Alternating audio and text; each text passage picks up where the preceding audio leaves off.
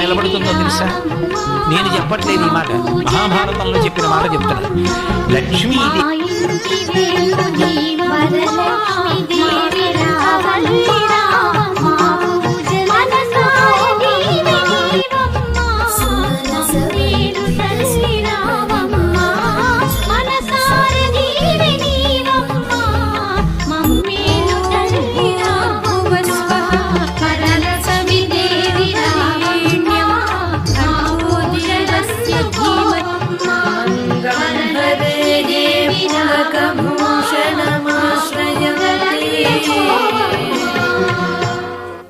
ఆదరించి అభయముల సగి మా బ్రతుకే ఒక విజయ